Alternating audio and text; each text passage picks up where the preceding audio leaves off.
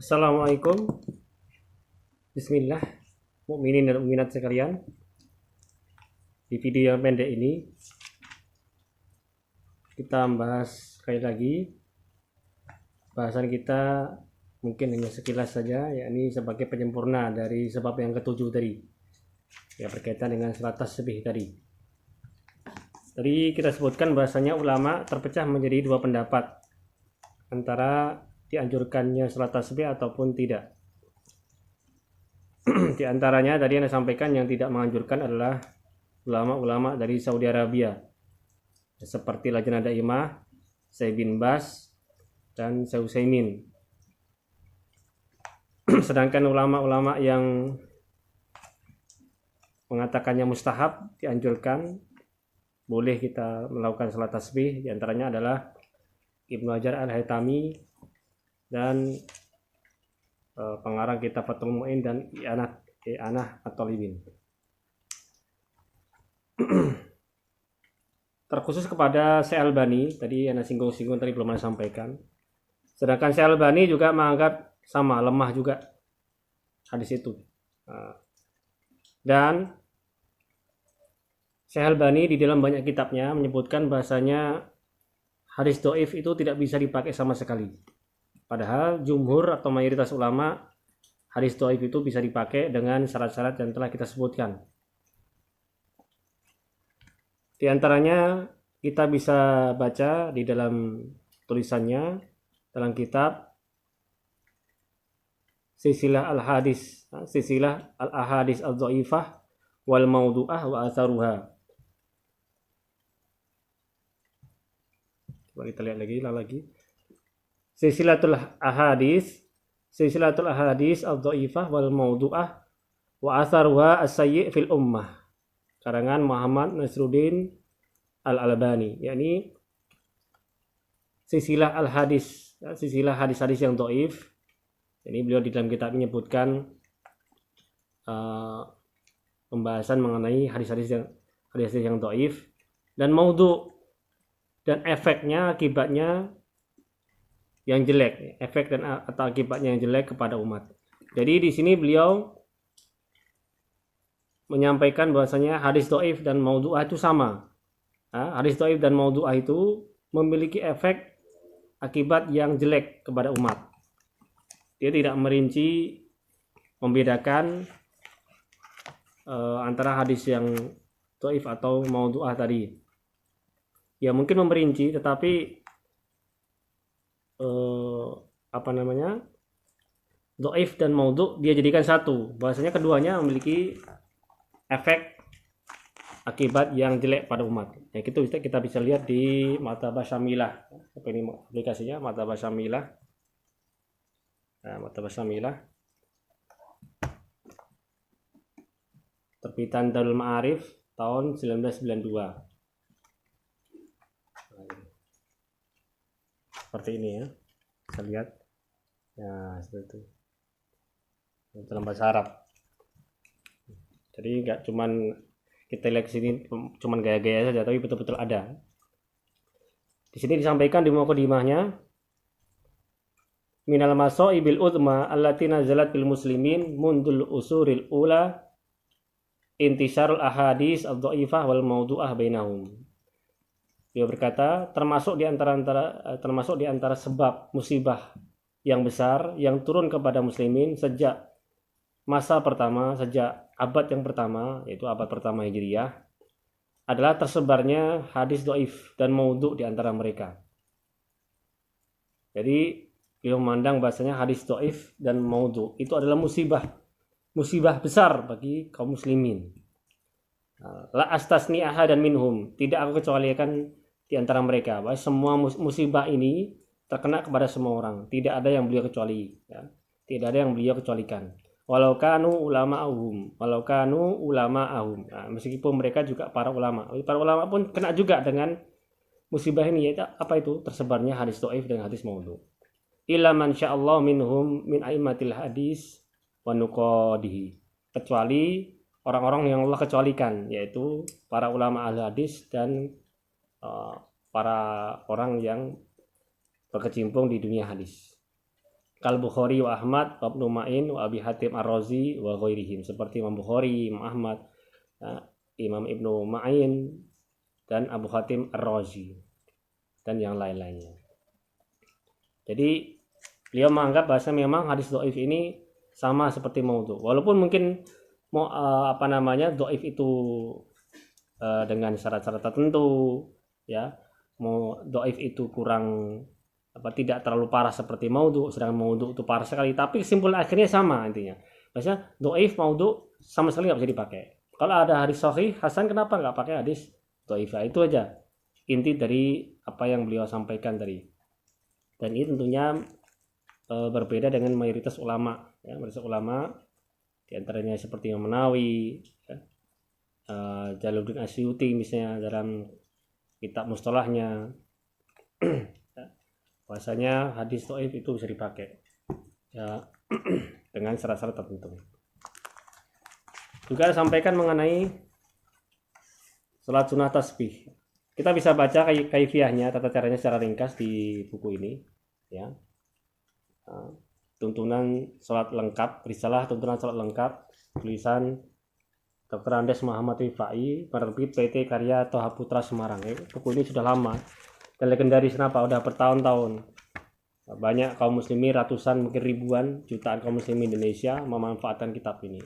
Dan kitab ini secara umumnya bagus, sesuai dengan banyak yang sesuai dengan mazhab Syafi'i. Di antara dia sebutkan di halaman 97 dalam salat sunah tasbih. Nah, salat sunah tasbih itu dikerjakan pada siang hari. Ya, kalau dikerjakan siang hari dalam 4 rakaat dengan 1 salam. Kalau dikerjakan pada malam hari dalam 4 rakaat tapi 2 salam. Ya, 2 salam, 2 salam. Kenapa disebut tasbih? Karena dalam 4 rakaat itu jumlahnya ada 300 tasbih. Ya, ada 300 tasbih. Setiap 1 rakaat 75 tasbih. Setiap 1 rakaat 75 tasbih. Ya, ketika sudah selesai baca ayat, ya setelah iftitah, kemudian Al-Fatihah, kemudian surat ayat, itu seorang yang melakukan salat tasbih membaca tasbih 15 kali. Kemudian seterusnya ruku, setelah baca ruku 10 kali dan seterusnya, sehingga sampai 75 kali tasbih kali 4 menjadi 300 tasbih. Ya, menurut Utsaimin tadi seperti yang sampaikan, kaifiyah tata cara ini aneh, berbeda dengan salat-salat seperti yang lainnya. Nah, selain beliau menganggap bahwasanya hadisnya tidak bisa dipakai sama sekali, tidak sahih, tidak sabit dari Nabi. Tapi seperti yang saya sampaikan tadi, masing-masing orang mengikuti ulama yang dia yakini keilmuannya, dia yakini keulamaannya. Jadi sisi pandang orang bisa berbeda-beda. Nah, ala kulli hal, janganlah perbedaan ini menjadikan kita semakin jauh, semakin berpecah. Tapi berbeda, ikhtilaf, silakan ikhtilaf. Asal masing-masing mengikuti ulama yang memang betul-betul ulama, diakui oleh umat, diakui oleh dunia keilmuannya. Saya pernah sampaikan, ulama warasatul anbiya, ulama itu pewaris para nabi. Ketika kita mengikuti ulama yang memang dia betul-betul ulama, artinya kita mengikuti nabi juga. Dan terakhir tadi saya sampaikan bahwasanya perbedaan ini adalah perbedaan dalam furu' cabang, dan ini bisa kita samakan dengan hal-hal yang lain, amal-amalan yang lain, amal-amal ibadah yang lain. Satu orang menganggap ini sahih, satu orang menganggap ini dhaif, satu orang menganggap ini dianjurkan, satu orang ini nggak disyariatkan, dan seterusnya, karena perbedaan dalam menilai hadis. Karena memang dalam menilai hadis ini kita perlu memiliki ilmu yang sangat luas sekali, ya. Tidak cuma harus hafal hadis, tidak cuma belajar mustalah hadis sebagaimana kita pernah belajar di aliyah dulu, tapi ilmu-ilmu yang lain, ada mustalah hadis, kemudian ada ilmu jarh wa ta'dil, ada ilalul hadis. Jadi ini Rasul misalnya di atas Rasulullah, kemudian ada sahabat, ada tabi'in, kemudian di bawah lagi ada tabi'in dan seterusnya. Jadi untuk mengenali tabi'in yang dapat hadis dari sahabat ini, itu ulama meneliti siapa orang itu, perawi ini bagaimana, hafalannya bagaimana, kejujurannya bagaimana, keadilannya bagaimana, dalam artian dia menjalankan syariat Islamnya bagaimana, diteliti ya di bawah ini. Kalau sudah sahabat tidak masalah, tapi orang setelah sahabat, tabiin, tabi'in dan seterusnya. Jangan misalnya ada satu orang meneliti, ya, ulama satu, misalkan Syekh Albani memandang orang yang setelah tabi'in ini tidak diketahui dia, ya, kisah hidupnya nggak diketahui, majhul, mereka bisa mengatakan seperti itu. Ulama yang lain misalnya Ibnu Hajar Al-Haytami atau ulama-ulama yang lain itu menganggap ini diketahui orang ini, kisah hidupnya diketahui, siapa dia, hafalannya bagaimana, sehingga bisa jadi Syekh Albani menganggap itu adalah dhaif, bahkan mungkin maudhu, sedangkan ulama yang lain menganggap ini hasan atau sahih hadis ini karena dia perawinya ini diketahui, dia tahu. Ya, jadi masing-masing orang bisa meneliti, ya, masing-masing ulama tadi punya penelitian masing-masing. Nah, bahkan kita sendiri pun bisa, tapi ingat, lama untuk sampai derajat seperti ini, lama sekali. Ya, mengenali satu orang tadi, ya, rijal hadis tadi, perawi hadis itu gak main-main, ya, namanya bahkan ada lakopnya, jadi seterusnya bagaimana dia, siapa yang ngambil hadis dari dia, siapa dia ngambil hadis dari siapa, kayak gitu. Luar biasa, perlu kesungguhan yang luar biasa, perlu waktu yang lama, perlu capek, perlu perjuangan yang luar biasa untuk sampai ini. Gak cuma setahun, 2 tahun, 3 tahun, 4 tahun, bisa puluhan tahun untuk mencapai derajat, untuk mengetahui perawi-perawi tadi, sehingga kita bisa memutuskan, oh ini hadis ini dhaif karena perawinya begini, ini hadisnya ini maudhu karena begini. Nah, perlu perjalanan yang panjang lagi, ya. Waktu, tenaga, kesabaran, ya, belajar yang lama dan seterusnya, nggak sanggup. Nah, makanya kalau anak pribadi ikut saja, ulama ini sudah bilang dhaif, misalnya Ibnu Hajar Al-Haytami misalnya, atau Imam Nawawi mengatakan itu dhaif, ya pakai dah. Ada orang lain mau pakai Syekh Albani silahkan. Masing-masing memiliki referensi masing-masing. Aku lebih yakin ulama ini, ya sudah, kalau kamu yakin dengan ulama ini, jangan celah ulama yang orang yang berpegang dengan ulama ini. Yang satu lagi juga sama, karena dia juga berpegang dengan ulama, silakan, ya.